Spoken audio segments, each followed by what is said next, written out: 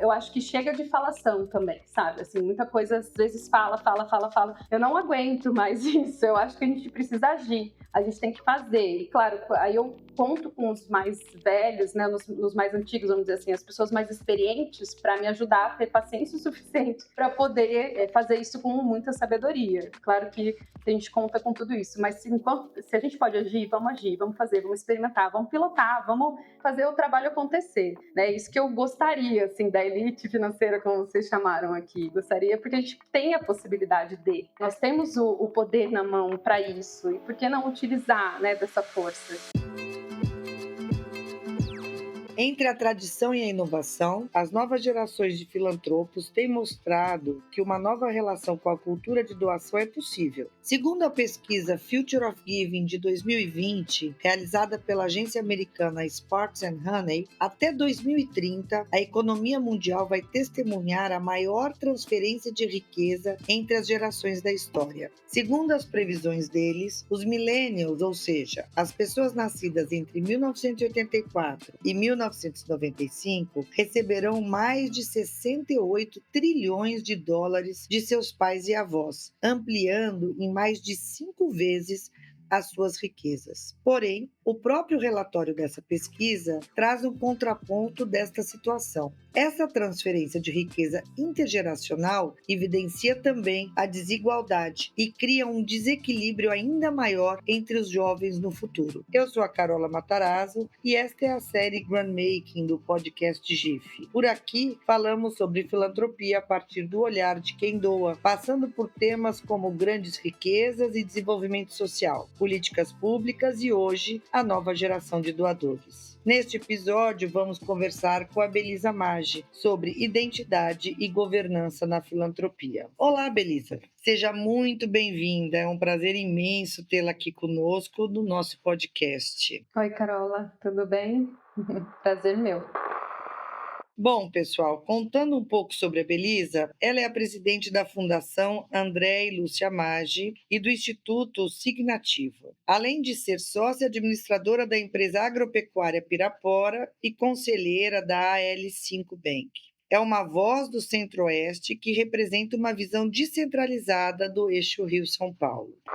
Em uma entrevista para a Folha de São Paulo no ano passado, Belisa, você contou sobre como o seu envolvimento em causas sociais a fez ser convidada em 2015 para assumir a fundação que leva o nome dos seus avós paternos, André e Lúcia Maggi. Você comentou também na época que na fundação, que já era super bem estruturada, você entendeu que investimentos sociais não se expressam só no assistencialismo. O que você mais quis dizer com isso? Você pode compartilhar um pouquinho aqui com a gente o seu pensamento sobre essa questão? Sim, com certeza. Olá para todo mundo, é um prazer estar aqui. Obrigada, Carola, aí, pela introdução. Nessa época ali, eu contei a respeito do início, né, do meu envolvimento com uma filantropia corporativa mais estruturada, né, com investimento social privado ali, que a empresa Maggi faz através da Fundação André e Lúcia Maggi. Eu sempre tive uma vontade, assim, né, de estar atuando no terceiro setor. Eu entendi isso depois com o tempo, porque eu era muito de fazer projetos sociais, de estar junto a projetos sociais, mas num nível mais pontual, né, que eu chamei ali naquela época de assistencialismo, né, que era uma questão mais pontual mesmo. Ia lá, eu lidava com crianças, né, que estavam em casas transitórias, a gente fazia algumas atividades, né, sempre com um foco bem socioemocional, que é o que eu trabalho também dentro do Instituto Signativo, né? Mas, assim, o que eu vi, né? Quando eu entrei na FAUM, eu fui convidada realmente para estar lá pela família, para assumir a presidência, eu entendi realmente o que seria, então, esse investimento social privado, de uma maneira muito mais estratégia, né? Eu falei na época, e continuo tendo essa mesma opinião,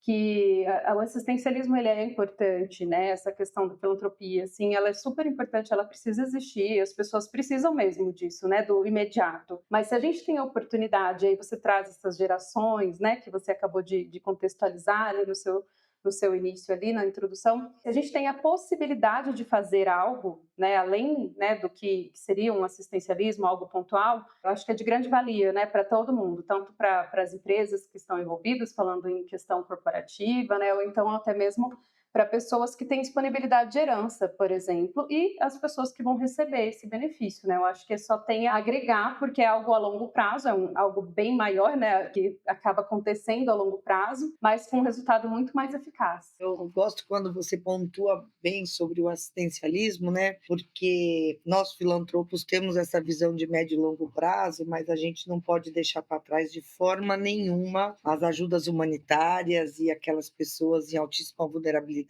que ainda precisam desse recurso, né? Olhando para a assistência social no Brasil, mas sem dúvida nenhuma as mudanças acontecem, sem dúvida nenhuma, a médio e longo prazo, né? Você comentou, né, um pouco do Instituto Signativo, falou do seu trabalho com socioemocionais, né, com educação, e para além da educação, que a gente sabe que é uma causa que você é muito envolvida, quais você acha que são as áreas que precisam de investimento para o desenvolvimento socioeconômico sustentável do país, considerando os índices elevados de desigualdade e vulnerabilidade do país? E quais as mudanças que você enxerga como necessárias na filantropia exercida hoje no Brasil? Eu penso assim que a gente precisa de projetos que abarquem tanto a informação como um todo, né, que traz a consciência, oportunidades, então são projetos que abarquem oportunidades para as pessoas socioeconomicamente vulneráveis, projetos que falem sobre políticas públicas, que façam esse meio de campo com as políticas públicas para que isso possa acontecer. E claro que as habilidades socioemocionais também, para mim, hoje é um dos grandes pontos assim que precisam ser desenvolvidos para a gente ter uma sociedade mais consciente.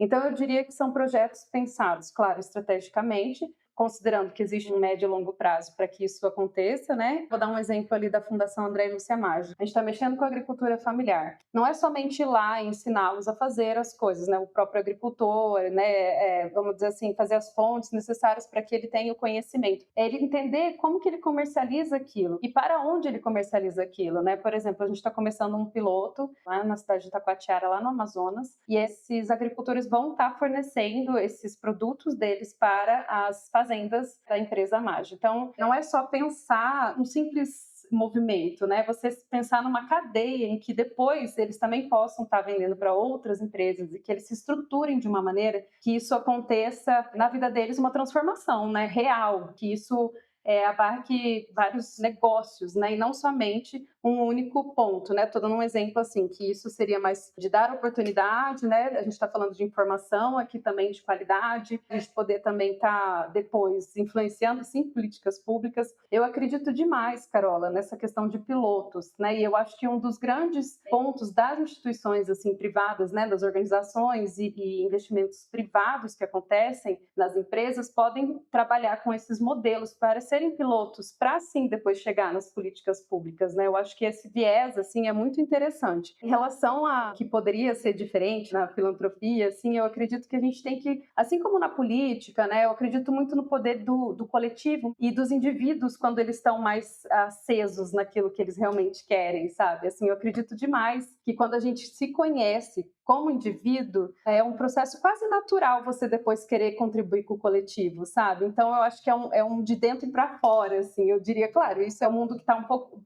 assim, distante, né, do ideal, com certeza, mas acredito demais que esse caminho, né, em que as pessoas elas possam estar conectadas com aquilo que elas realmente gostam de fazer e nesse gostar de fazer, contribuir de alguma maneira depois num processo de autoconhecimento e que isso possa abarcar numa sociedade mais justa, seria o caminho ideal. É para onde eu acredito, assim, é por onde que eu rumo, sabe?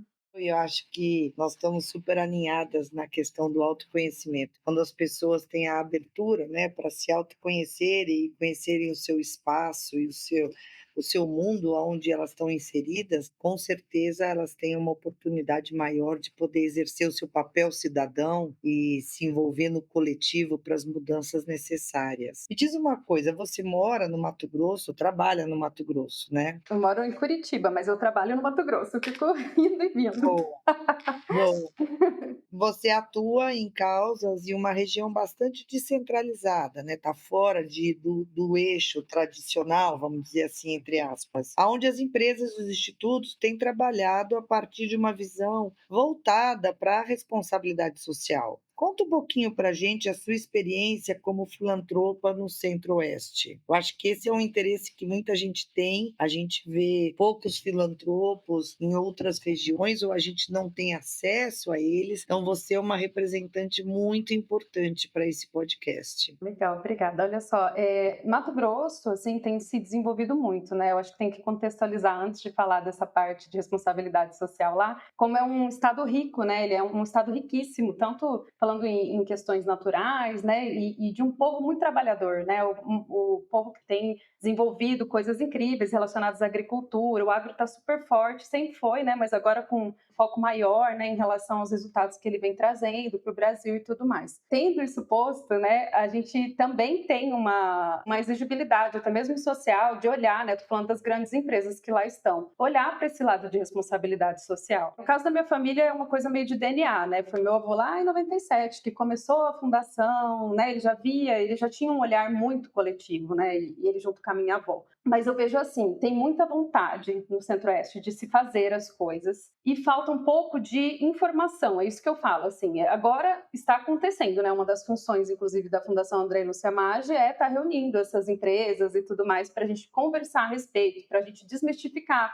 o assistencialismo, porque o assistencialismo ainda é muito forte, né? Questões pontuais, vamos dizer assim, né? Chamar de ações pontuais, ainda assim, isso é bem forte. Então, a gente precisa dar essa informação e unir esforços, né? Tem um programa também dentro da Fundação André Lúcia Maggi, que é a RIS, que a gente faz parte da RIS Mato Grosso, né? Que é a Rede de Investidores Sociais. Ela tem reunido, né, essas pessoas e assim, ó, vontade é o que não falta, de verdade, Carola, assim. E o povo gosta de fazer, mas falta esse entendimento. E é muito complicado, isso eu digo até mesmo quando eu entrei, assim, você compreender que demora tanto, talvez pela minha juventude na época, mas eu digo assim, por que a gente não faz a pergunta que vem sempre das pessoas, eu acho que daí a gente fala um pouco de comportamento humano, né, é assim, por que daí, não, mas aí vamos lá, então a gente entrega aquela coisa, vamos fazer um mutirão, vamos dar as cestas básicas, o primeiro pensamento é esse. Mas a gente tem que entender que quando a gente fala de investimento social privado e quando a gente fala de investimento social corporativo, né, quando a gente está falando disso, a gente está falando de possibilidades muito maiores do que somente uma coisa pontual. Como a gente já falou, é importante, sim, mas se a gente estruturar e unir esforços, que foi o que aconteceu no Mato Grosso já na agricultura, se você for ver, eles se uniram, entenderam melhor, estudaram a respeito, conseguiram geneticamente melhorar as sementes ali, o que mais tinha acontecido, e hoje é a potência que em relação ao agro, né? E eu sempre falo, por que não pegar esse raciocínio para outras coisas também? Por que não usar esse raciocínio que foi muito bem executado, né, para o social também, né? Então, eu digo assim, a gente precisa se unir mais em relação a isso, precisa dar mais informação e tem um foco em comum, assim. É um estado que tem uma potência, assim, gigantesca, né? E as pessoas entendem a união porque é um estado que se une para resultados. Eu acredito demais que ali, assim, é um lugar muito rico para a gente trabalhar os pilotos, que é isso que eu estava até falando para você.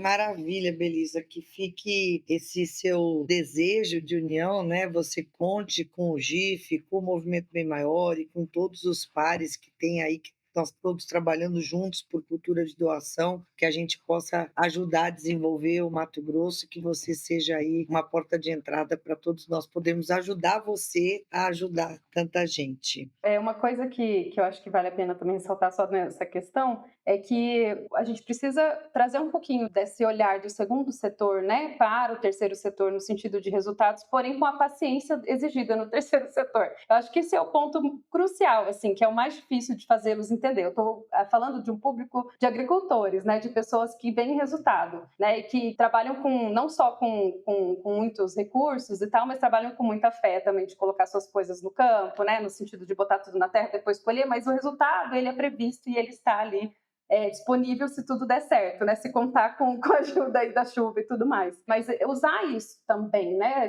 Esse mesmo raciocínio, dizer, mas espera aí, vai demorar só um pouquinho mais, são mais, vamos dizer assim, 3 lavouras aí para a gente ter um resultado que a gente consegue estar mensurando, né? Então complementar esse gap, né? Que falta na mentalidade, porque não se conhece tanto. Por isso que o ponto principal que eu falei para você em relação ao que precisaria estar dando é essa disseminação da informação.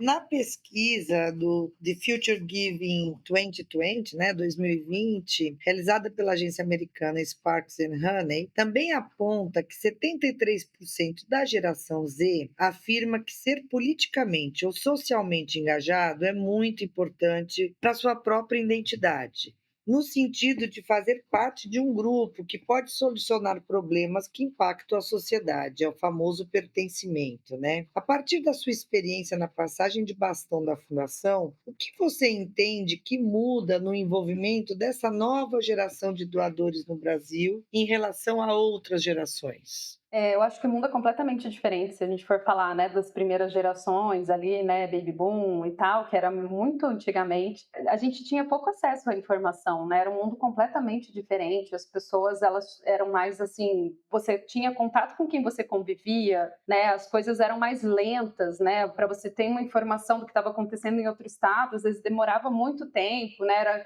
Era tudo diferente. Então, é quase impossível a gente comparar hoje com antigamente, né, nesse sentido. Eu acho que isso tem tudo a ver, a disponibilidade daquilo que existia. E isso mudou completamente. Agora a gente tem a geração Z, que tem esse mundo interativo, né, tem tanta informação, tem tanta coisa aí acontecendo, e é claro que eles estão mais antenados nas questões que estão acontecendo no mundo afora. Eu acho que isso já é um ponto que daí eles se atenam e tem algo neles que falam com causas, né? A geração nova, eu acho que eu me incluo nisso também, né? Apesar de já tá ficando mais velhinha, a gente trabalha muito com causas, então algo que faça sentido, né? E que dê sentido. Só que, assim, é também uma geração que eu vejo que é muito imediatista. Por isso, as habilidades socioemocionais, novamente, né? Para a gente se entender, para a gente entender que o mundo é muito acelerado, mas não necessariamente a gente precisa estar nessa mesma batida, que a gente pode também criar os nossos próprios mundos internos aí para poder colaborar de uma maneira muito mais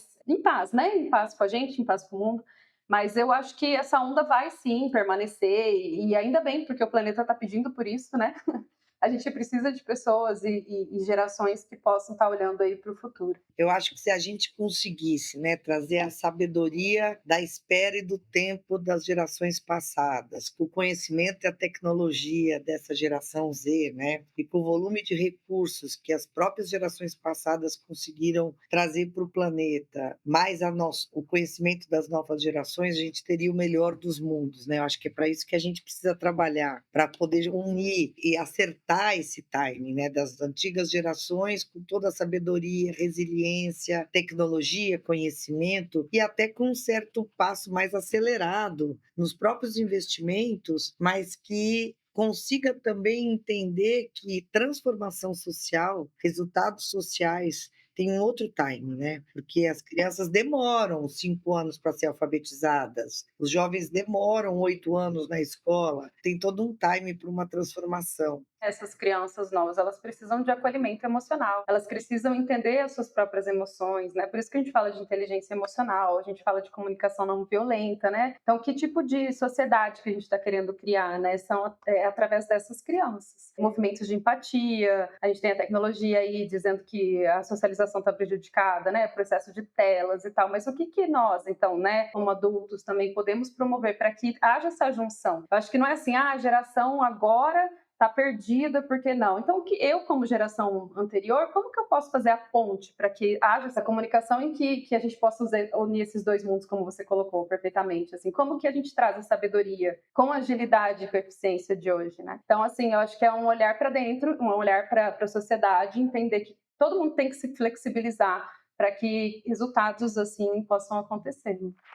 Olhando um pouco mais para a fundação e para todos esses processos de passagem de bastão, como foi, né, trocar de geração na governança do instituto? A gente acompanha famílias que passaram por processo de amadurecimento e de escolhas. No seu caso, houve algum processo de alinhamento de causas na gestão do negócio para a sucessão da fundação? Qual é o envolvimento da família na fundação e como vocês resolvem possíveis divergências e conflitos que podem acontecer? Porque a gente sabe que uma gestão participativa, com certeza, às vezes tem alinhamentos que precisam ser feitos, né? E em família, às vezes, isso é mais complicado. E eu tenho certeza que você tem uma boa experiência aí para contar contar pra gente. Eu vou te contar, assim, numa perspectiva bem pessoal de como foi, né, eu, um membro da terceira geração ali, né, da nossa família, chegar, ter que abraçar, né, um legado já feito, né, ele já estava, assim, instituído desde 1997, do meu avô, depois foi para minha tia, e da minha tia veio para mim, né, então, assim, eu como uma jovem, na época eu tinha 20 e poucos anos, e foi bastante, assim, eu fiquei muito apreensiva, né, eu falei, e agora, né? Agora eu tenho que fazer muito bem isso aqui. E com aquele fogo da juventude, né? Eu queria fazer tudo. Eu queria, né, ir lá e já, vamos fazer, vamos, sabe? Eu fui com muita sede ao pote no início, assim, também, sabe? Até haver um amadurecimento. Eu precisei até ter o Instituto Signativo, por exemplo, para eu ter as minhas experiências pessoais e entender como que é que tem que ser estruturado dentro de uma organização social, né? Então, essa minha experiência também trouxe muita bagagem para hoje eu atingir uma maturidade de entender esses processos, esses tempos, assim, não foi algo fácil, né? Tinha muito receio de, como assim, eu não posso tirar esse projeto que a minha tia, sabe? Eu tinha uma coisa assim, eu tenho que, como se eu fosse perpetuar aquilo que ela queria já, porque como assim, ela que começou. Aí hoje eu entendo que a gente tem que focar mesmo, claro, nos resultados daquilo, né? Os projetos que vão trazer maior benefício para a sociedade, para colaborar com a nossa missão, com a nossa visão, que é desenvolvimento local e humano. Então, o que é que faz mais sentido, né? Apesar de tão lindo aquele projeto, mas aquele projeto não vai beneficiar a comunidade como um todo, que é o que a gente precisa, né? Então, foi um período de amadurecimento, né? Eu acho que até mesmo quando a gente fala assim de famílias que querem fazer esse investimento social privado, tá? É legal investir em formações. Eu tive acesso a formações também nesse período, assim, porque caiu no colo, mas aí depois eu fui atrás de também me aprimorar, né? De poder entender como que é que funciona realmente todo esse mundo novo que eu estava vendo, apesar de estar sempre dentro de assistencialismo, mas não necessariamente de um investimento social privado. Então, uma das questões é a gente ir em busca, assim, e trazer a possibilidade de quem for tomar a frente dessas famílias, né, ter acesso à informação muito interessantes, né, o próprio GIF né, a própria outras instituições aí acabam fornecendo essas informações, né? Mas assim, eu acho que é um equilíbrio, né, entre a tua vontade, daquilo que você visualiza, por exemplo, eu sou super apaixonada na educação, né? Claro que eu vou puxar essa pauta, mas também aquilo que faz sentido, né, para a família. Então não é só você indivíduo, né? Uma das questões que a gente estava conversando ali, o que precisa ser aprimorado, é isso. Se eu vou só no meu entendimento, que é aquilo que eu acho que tem que ser feito, eu acabo travando um processo que pode ser muito maior. Por isso, nessa questão de se autoconhecer, entender que isso é meu e aquilo é da família, que também faz sentido para o negócio, faz sentido para a comunidade em que a gente está inserido. Então, assim, é saber separar também, para quando você recebe um legado como esse, né, você também saber separar aquilo que faz sentido não só para você, né? Então, nesse ponto, assim, eu acho que foi desafiador para eu entender. Quando eu entendi, ok, eu falei, entendi, então, beleza. Aí hoje, então, vamos fazer aquilo que é bom para todos, assim. Então, quando há, por exemplo,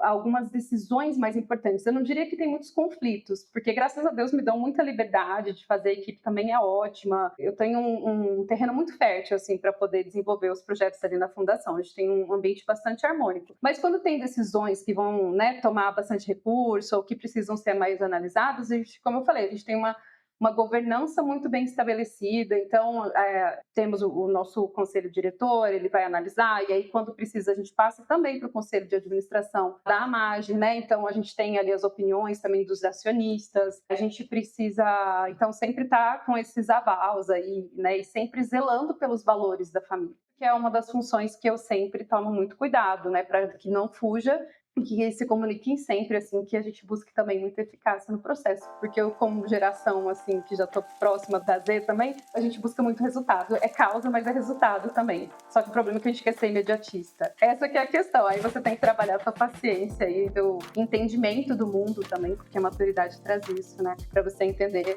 aquilo que realmente vai causar um resultado. Essa busca desse equilíbrio, né, entre os valores familiares, a responsabilidade social da empresa, esse legado que você quer honrar, porque veio de uma família que construiu um legado para o território, para o estado, e ainda essa agilidade de resultados, eu imagino que esse equilíbrio não seja algo que acontece do dia para a noite, que você deve ter trabalhado muito. Antes eu achava que eu tinha que ser como tal, né? Assim, alguém que você admira, você tem que ser exatamente como aquela pessoa, né, ou muito parecido. Isso é um sofrimento gigante e não é real. Né? Eu acho que, por isso que eu falo novamente, da gente se autoconhecer, entender nossas habilidades, por quê? Porque aí você vai ser você, mas daí você vai colaborar com aquilo, com aquele legado já existente, mas com a tua forma de ser. Às vezes, né, sofri um pouco até entender, eu tenho que ser assim, mas eu não sou assim, eu não gosto de ser assim. Ok, não tem problema, você pode fazer a mesma coisa, mas da sua forma. Isso é bem interessante, eu acho que quando a gente fala de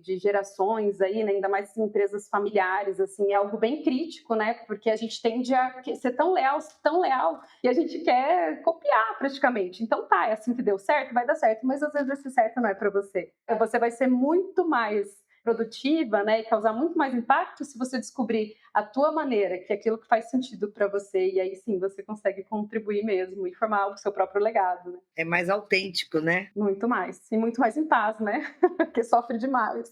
Com certeza. Elisa, me diz uma coisa, é um assunto que a gente tem discutido muito, né, e que a gente tem olhado muito nesse podcast. Como você vê a atuação da elite financeira na contribuição e no fortalecimento das grandes demandas sociais que o país tem hoje? A fundação atua um pouco nessa frente? Como funciona? A gente atua, né, através de vários projetos, mas muito específico nesse ponto de unir as elites ali, unir as empresas, né, que querem fazer um investimento social privado, algo nesse sentido, é através dessa rede de investidores sociais lá no Mato Grosso. Então a gente une empresas variadas aí que têm interesse em estar fazendo isso e temos discutido, temos tido vários encontros com eles e a ideia é que a gente faça assim um projeto em conjunto, que a gente possa investir em conjunto. A ideia é que a gente consiga unir esses esforços e fazer um teste, né? Seria um piloto realmente, para daí a gente conseguir entender essa força em comum, né? Porque é assim, é unindo que a gente vai dar certo. Não adianta a gente querer achar que sozinhos a gente também consegue fazer tudo. E o mundo atual parece até mesmo louco a gente pensar num louco ruim, né? Assim, vamos fazer tudo sozinho. Não